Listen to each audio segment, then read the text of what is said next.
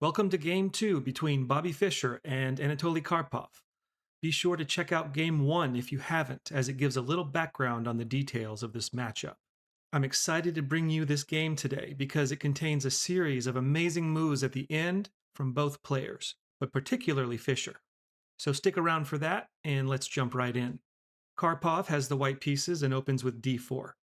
He avoids e4 because, as you may well know, Fischer's exclusive response to e4 was c5, the Sicilian defense, which he helped popularize. We may see him do so later on in this matchup, but for now, white wants to steer clear of that because Fischer's Sicilian was just punishing. The Sicilian features sharp imbalances, dynamic chances for both sides, and fully encapsulated both what Fischer enjoyed and what Karpov disliked. So Fischer responds with knight f6, a flexible move which prevents white from now playing e4. White follows with c4, and black's next move, g6, indicates that Fischer is preparing to fianchetto his bishop and enter into a King's Indian setup. This isn't surprising. The King's Indian defense was one of Fischer's favored responses against d4 because, like the Sicilian, the KID is all about sharp dynamic play. Black allows white to take a center at first, only to attack it soon after. Like the Roy Lopez from Game 1, the King's Indian is an old, established, complex opening that gives black many options. We can't go into depth here. There's lots of great videos out there if you're interested in knowing more, but the typical strategy involves achieving first this setup, followed by pawn breaks of e5 or c5. What follows in most cases is white having more space and attacking chances on the queen side, while black does the same on the king side. Essentially, it's a race to see who can organize the best attack first. You either make it to your enemy first and checkmate him, or he does the same to you. So now white knows what sort of position he'll be up against. He therefore takes the center that is given him, while black cements the KID setup, and play follows knight f3, bishop g7, knight c3, castles, and e4. White will have more room to maneuver, but also many chances to overextend, while black's setup is compact but not easy to infiltrate. Next comes d6, allowing black just enough space to develop his queenside pieces. And here, white makes a noteworthy move, g3. Like black on move 2, this signals that white will fianchetto his bishop and mirror black's kingside setup. This is known, for obvious reasons, as the fianchetto variation of the King's Indian defense. And what's important to know is that once white achieves this mirrored setup, it actually drastically changes the strategic nature of the game that will follow. In these positions, the traditional King's Indian strategies I mentioned earlier, with black aiming for a full-on kingside assault, just don't work nearly as well with white's pawn on g3 and bishop on g2. Anyway, black continues his plan of striking at the center with knight on b to d7, preparing for e5 next. White completes his fianchetto with bishop to g2, and black wastes no time now in striking at the center with e5. If white pushes the d-pawn here, trying to lock the center, black can respond with c6. If white takes the c-pawn, black can't immediately recapture because his d6 pawn is hanging, but he can reply with knight c5, now hitting the e4 pawn twice, and it's only defended once, and protecting the d-pawn with the queen simultaneously. If here white now takes the b7 pawn, black plays bishop takes b7, and suddenly black has quite a dangerous grip on the center. White's only option to defend it successfully is knight d2, but black can then play knight d3 check, and white's position is clearly worse. If white instead plays a developing move, let's say he castles, black can recapture the pawn and now has more space, good open diagonals for his light-squared bishop and queen, and has a pawn majority in the center, aiming for a d5 break when the time is right. So if white was looking for a locked center with the move d5, he isn't getting it. It's just one example of how white can quickly overextend against the King's Indian if he isn't cautious. Therefore, Karpov simply continues his development and castles. Black takes the d4 pawn, and after white recaptures, We have a position very similar to what's known as the Marozzi bind. The Marozzi bind is the pawn structure that results from white having pawns on c4 and e4, while black has traded off normally his c pawn for white's d pawn. This often arises in the Sicilian defense, where black plays c5 on move 1 and then exchanges it for the d pawn. While here, it's not a strict Marozzi bind in the sense that black still retains his c pawn, it's very close. You can see that white has a strong grip on the d5 square, which means black's queen pawn will likely remain on d6 for a while, making his position somewhat cramped. Black must play patiently and carefully and try to gain space without giving white free rein to do as he pleases. Black plays knight c5, attacking white's e-pawn, giving his queen and bishop some room to maneuver. White plays h3 to keep black from gaining too much control of the g4 square. It should be noted that often in Marozzi bind positions, f3 is often played instead of h3. Both moves guard the g4 square, but the upside of f3 is that it reinforces the e4 pawn. The downside is that it also stifles white's light-squared bishop. While h3 is fine, it gives black a target now, that pawn on h3, and as we'll see, Fischer seizes the opportunity. First, he plays rook e8, adding pressure to the e4 pawn, since f3 wasn't played. White responds with rook e1. Black develops his bishop to d7 with the idea to play queen c8 and threaten to invade white's king side with bishop takes h3 followed by queen takes h3. This is the last book move, by the way. After white plays a3, preparing b4 and seeking more space, black must respond with a5. White develops his bishop to f4, which may have been overextending, as we'll see, but white needs to put his bishop somewhere, and d2 and e3 are both not options, as the bishop is in the way of either the queen's protection of the d4 knight or the rook's protection of the e4 pawn. Now Fischer plays queen c8, and white responds with king h2 to protect the h-pawn. Black wants to force some trades in order to give himself a less cramped position, so he plays knight e6, attacking white's bishop and knight. White pulls the bishop back to e3, and then recaptures with it after knight takes e4. Black then plays c5, and it might have been best here for white to go ahead and trade the bishop for the knight on f6, because once he is forced to move his bishop back to e3 yet again, black piles more pressure onto e4 with bishop c6.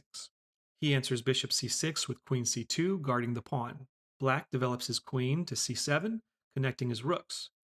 White plays rook d1, the best square for his rook here. And with that, white has developed his final piece, and we enter the middle game. Looking at the position here, white still has a slight edge thanks to his grip on d5, which prevents black from pushing his d-pawn forward to contest the center. But black still has plenty of attacking chances if he can maneuver.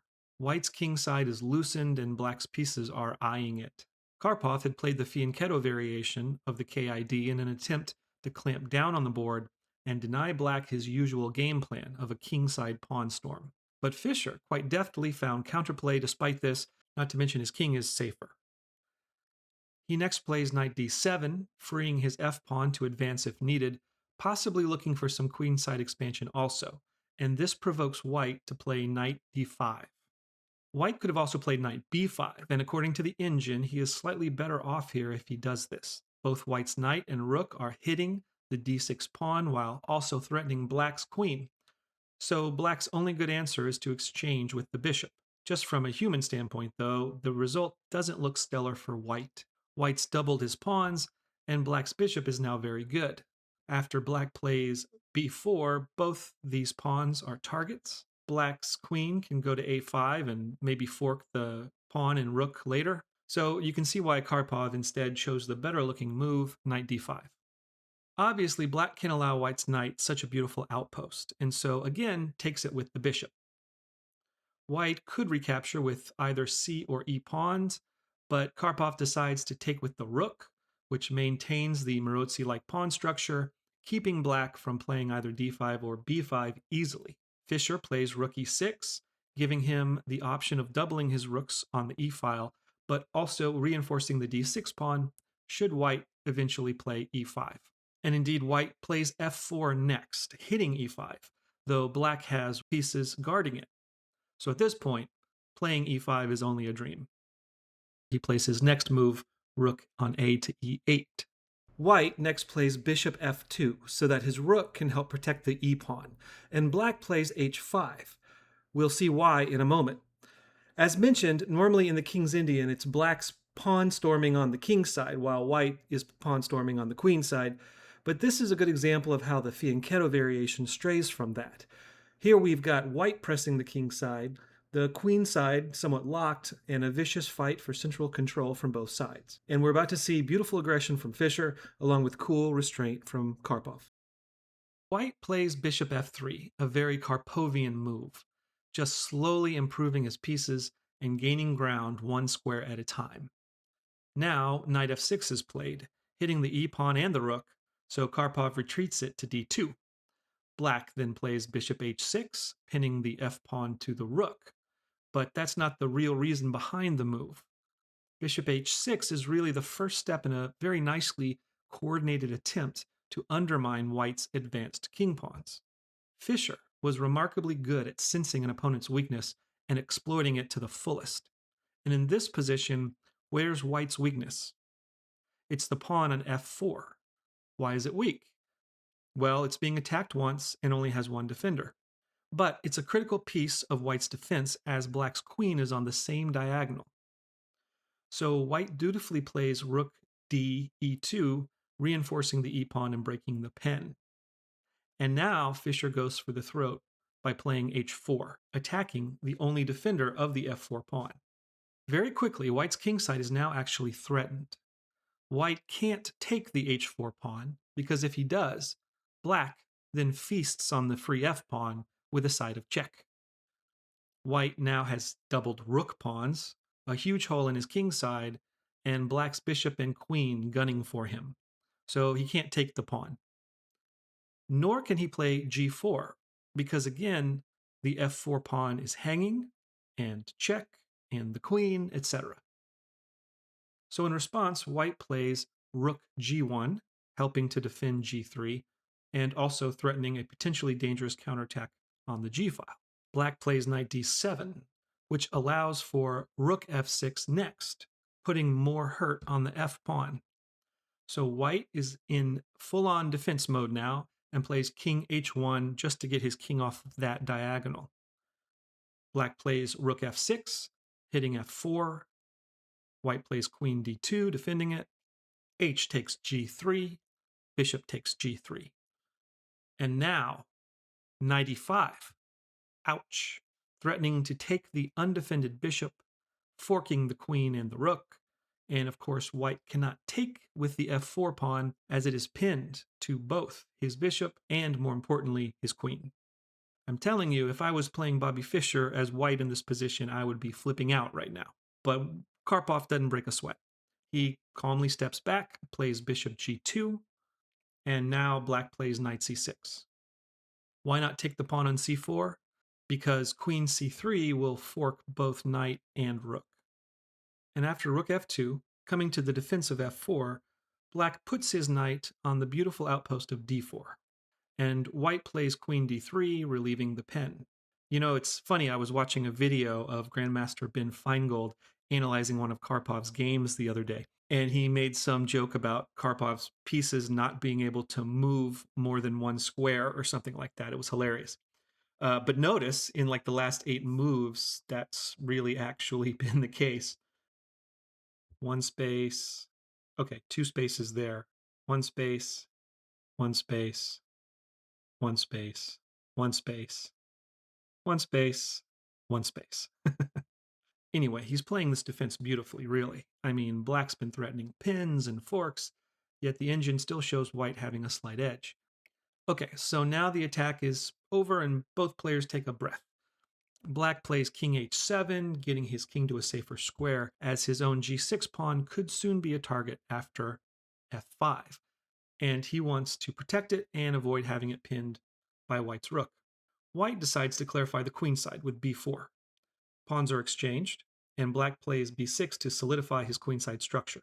White then plays the questionable move Rook A1, which may have been the point at which he loses his edge in this position. Perhaps he thinks he now has better chances on the queen side, with both bishops aiming at it, or simply looking for a better square for his rook. Black responds with rook on f to e6, fighting for central control. Another pawn exchange occurs on the queen side, and white now pushes f5. But this turns out to be premature. However, he has to do something or black will play f5, which is explosive. It will blow the game open and give black a better position. For example, if white plays a nothing move like rook a2 after f5, if e takes f5, black has a crushing position after knight takes f5. If instead white pushes e5 now, after the resulting liquidation, d takes e5, f takes e5, rook takes e5, bishop takes e5, rook takes e5, even though black has traded a rook for a bishop, his position is still better. So after e5, black plays knight f5, since the e-pawn now no longer attacks that square, and he's threatening to trade his knight for white's bishop. White attempts a counterattack with bishop to d5. And here we're about to see several great moves that deserve special attention. The next move is a perfect example of how Bobby Fischer could play moves that caught his opponents completely off guard, that seem to go against the fundamental rules we're all taught when we learn the game, but yet after the fact, they seem decisively logical and clear. If you want to try and spot it for yourself, go ahead and pause the video now and see if you can. When I started studying some of his games for this series, I was repeatedly blown away by the amount of times he would just sack material and still come out ahead. And this next move is a beautiful example of that. So instead of moving his rook back to e7, which I think most people would say is the obvious choice, he completely ignores the threat and plays d takes e5.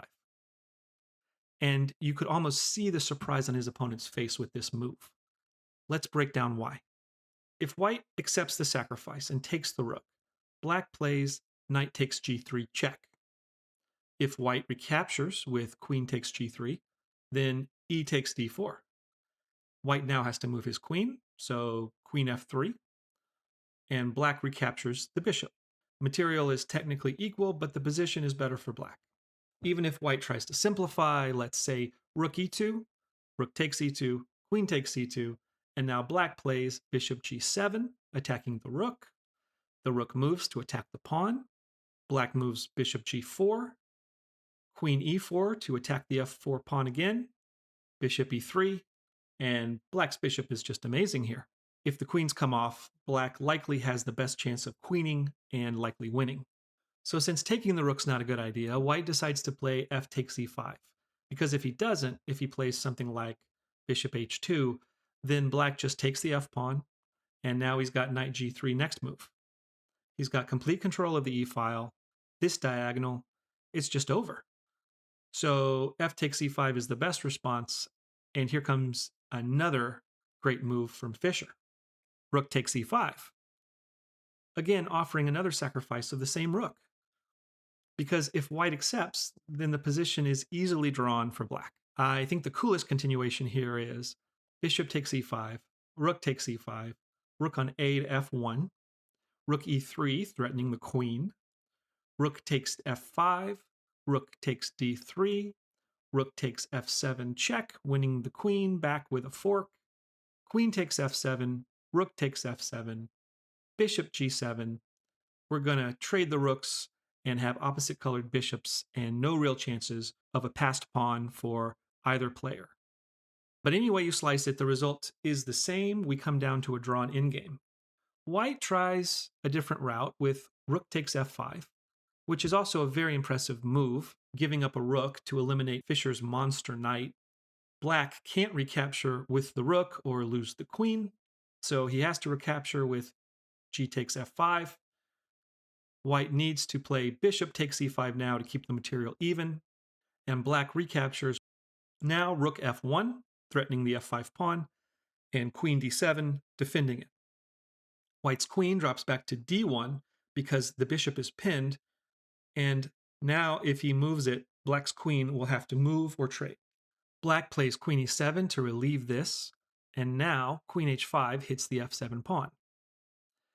f4 attacks the queen, and white wins a pawn with queen f7 check, queen f7, bishop takes f7. Black plays rook e3, attacking the h3 pawn and relegating white's king to the corner of the board. White plays king g7, protecting his pawn. Now king g7, attacking the bishop. White drops it back to d5. Black plays king f6, getting his king into the action, and white must do the same, so he tries rook f3. Rook e2 check, rook f2. Rook takes f2, king takes f2. Now king g5, bishop f3, king h4, king g2, and again, we're in the same drawn endgame with opposite colored bishops. So here, both players actually agreed to a draw for game 2. So far, both players have shown they can draw as black. Can they win as white? Can they win as black? We don't know, but hang around and we'll find out together. Thanks for watching.